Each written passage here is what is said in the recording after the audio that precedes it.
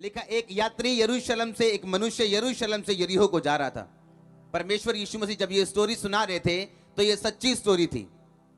ये परमेश्वर ने कोई एक एग्जाम्पल नहीं दी थी, ये एक रियल स्टोरी परमेश्वर सुना रहे थे। यरूशलेम का मतलब है ऊंचा स्थान, आशीष का स्थान, शांति का स्थान। और यरीहो का मतलब है प्लेस ऑफ प्रिसेप्शन, एक ऐसा स्थान जो आपके दिमाग में बना हुआ है लेकिन असली नहीं है। जब भी एक व्यक्ति परमेश्वर के स्थान को छोड़ के उस स्थान का पीछा करेगा जो स्थान शैतान ने उसके दिमाग में पैदा किया, हमेशा उस पर अटैक होगा। क्योंकि बाइबल कहती जैसे ही वो यरूशलेम से यरीहो की ओर जा रहा था उस पर अटैक हुआ। यरूशलेम ऊंची जगह है और यरीहो नीची जगह है।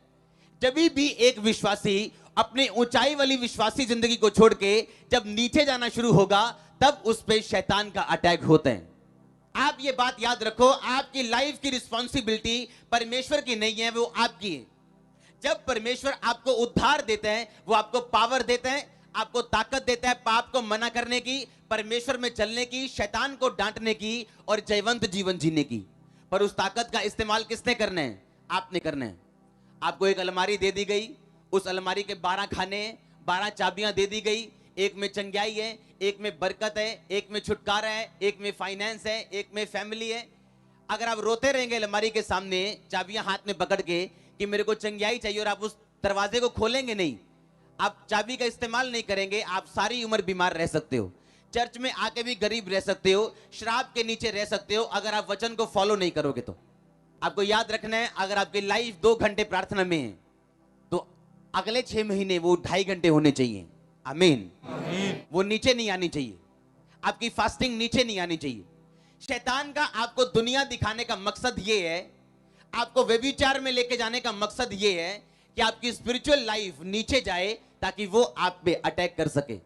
याद रखो, आप आम लोग नहीं हो, आप आम लोग नहीं हो, आप आम दिख सकते हो, आप प्रॉमिस चाइल्ड हो। आपके साथ एक वायदा जुड़ा हुआ परमेश्वर का, आपको सिर बनाने का वायदा, ऊंचा करने का वायदा, आशीषित करने का वायदा, इतनी बरकत देने का वायदा कि जगह नहीं होगी, आपको चंगे रखने का वायदा, आपको बचाए रखने। कितने मेरी बात को समझ रहे हैं? ये प्रॉमिस है आपके ऊपर। आप प्रॉमिस चाइल्ड हैं, आप वायदों की संतान हैं। परमेश्वर ने कहा इसहाक, क्योंकि तेरे फादर के साथ अब्राहम के साथ मैंने एक प्रॉमिस किया था, उस प्रॉमिस के चलते मैं तुम्हें आशीष दूंगा। आमीन। आप अब्राहम की संतान कहलाए जाते हैं। क्यों? क्योंकि बाइबल कहती है जब आप यीशु मसीह को अपना उद्धारकर्ता ग्रहण करते हैं तो परमेश्वर यीशु मसीह अब्राहम के वंश से पैदा हुए और हम भी अब्राहम के वंश से कहलाते हैं, जिसे परमेश्वर ने कहा था तू आशीष का मूल होगा। आमीन।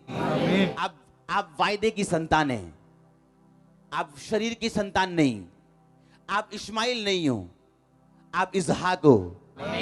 इश्माइल शरीर से पैदा हुआ था, फ्रस्ट्रेशन से पैदा हुआ था, इम्पेशंस से पैदा हुआ था। इसहाक प्रतिज्ञा और विश्वास से पैदा हुआ था। आप शरीर से पैदा हुए थे जब माता पिता के मिलाप से पैदा हुए, पर आत्मा से पैदा हुए जिस दिन आपने बपटिज्म लिया और परमेश्वर को जाना। अब आप शरीर की नहीं, आत्मा की संतान हो, वायदे की संतान हो। आमीन। और एक वायदा आपके साथ जुड़ा हुआ है, आपको ग्रेट करने का वायदा, ऊंचा रखने का वायदा। दुश्मन आपकी लाइफ टाइम, जब तक आप बूढ़े होकर प्रभु के पास नहीं जाते, आप पे कभी हावी होने ना पाएगा। लेकिन आपको यह बात ध्यान रखनी है कि वो दुश्मन तभी हावी हो पाएगा जब वो आपकी आत्मिक जिंदगी को डाउन करेगा। यरूशलेम में जब तक वो था उस पर कोई अटैक नहीं था। जैसे यरूशलेम को यरीहो जा रहा है, बाइबल कहती है उस पर अटैक हुआ। क्योंकि आपकी लाइफ में शैतान तब अटैक करता है जब आपकी स्पिरिचुअल लाइफ नीचे की ओर जा रही हो। और आपको समझना चाहिए जब भी आपकी लाइफ डाउन जाए, प्रेयर कम हो, फास्टिंग कम हो, पवित्रता का लेवल कम हो, आपको समझ आना चाहिए कि शैतान की मर्जी क्या है, वो क्या करना चाहता है आपकी लाइफ में। क्योंकि शैतान का काम यह है परमेश्वर के बच्चों को डिसग्रेस करना, उनको शर्मिंदा रखना, उनको आशीष में बढ़ने ना देना, ताकि वो लोगों के सामने एक सही एग्जाम्पल ना बन सके। और आपको मालूम है कि अगर आप चढ़ाई चढ़े, आपने प्रेयर बढ़ाई, आपने फास्टिंग बढ़ाई, बाइबल कहती प्रेरितों के काम में जब चेलों को बोला गया कि हमारी विधवाओं को याद नहीं किया जाता, तो चेले बोले लोग चुन लो। 7 लोग चुने गए जो विधवाओं के खाने का और उनके इंतजामों का ध्यान रखते थे।